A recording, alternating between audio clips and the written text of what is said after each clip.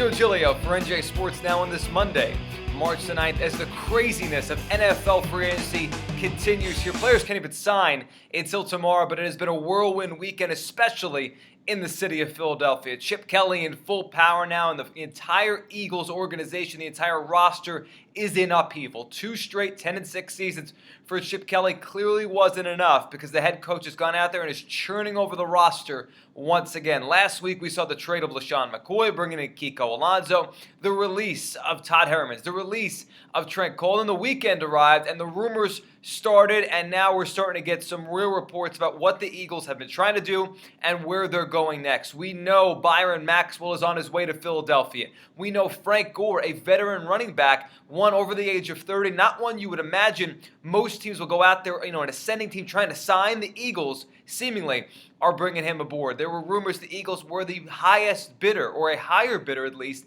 than the New England Patriots for free safety Devin McCourty. McCourty, the former Rutgers star, ultimately looks like he is heading back to New England. Some rumors about Colin Kaepernick. The Eagles are all over the place when it comes to their plan here. And of course, one of the big ones on Sunday night, we find out Jeremy Maclin, the star wide receiver, a big year last year, one of the best really in Eagles history at the wide receiver position. Jeremy Maclin is leaving. He did not get the offer he wanted from the Eagles. They didn't pony up their cap room to keep him, and now he's heading back to his old coach, the guy that drafted him out in Kansas City, with Andy Reid. And I think it's fair here to question Chip Kelly. Look, I think he's a really good coach, and I think he's a brilliant offensive mind, and he's ahead of the curve in the NFL in many ways. And I don't really question Chip as a head coach. I think he's on his way, and I think he gets the most out of players. I mean, look what he did with Mark Sanchez last year. Yes, the turnovers were still there, but Mark Sanchez was a career 55, 56% passer with the Jets.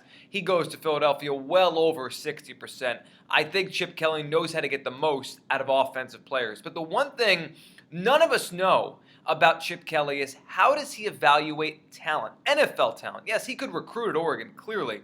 And yes, he knows how to plug guys into certain positions on offense and get the most out of them. But I don't know, and you don't know, and none of us know how Chip Kelly will do here in this dual role as head coach and the head of player personnel. Yes, he's not technically the GM, but for all intents and purposes, Chip Kelly is the general manager, the personnel guy leading the charge in Philadelphia. And you think about the last couple years here, Chip Kelly inherited a roster from Andy Reid, from Howie Roseman with the Eagles, that had the following weapons: Jeremy Maclin, Deshaun Jackson, LaShawn McCoy, and Riley Cooper. And right now, only one of those 4 was retained. Only one of those 4 was given a long-term contract by the Chip Kelly regime. That would be Riley Cooper. So if we're just using our eyes as football fans, Chip Kelly chose to retain the player of those 4 with by far the least talent. Yes, his talent's a little different. He's bigger. He's a blocker. Not like Deshaun Jackson. Not like Maclin. And of course, we're talking about a running back here with LaShawn McCoy. But I think it is fair to question what is going on in Philadelphia and if this will work or not. If it does,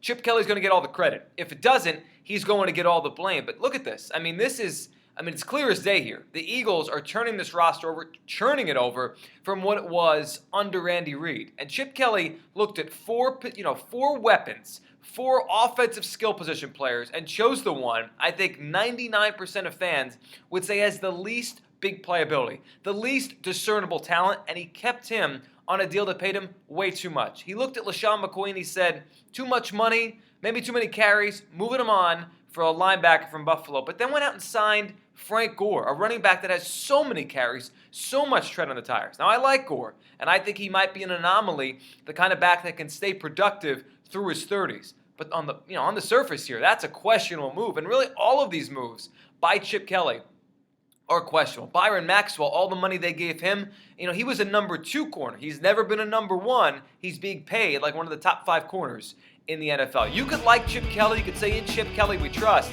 but you can question the genius that is Chip Kelly when it comes to player personnel moves. None of us know how this is going to work out, and he could be totally wrong. I'm Joe Giglio for NJ Sports Now.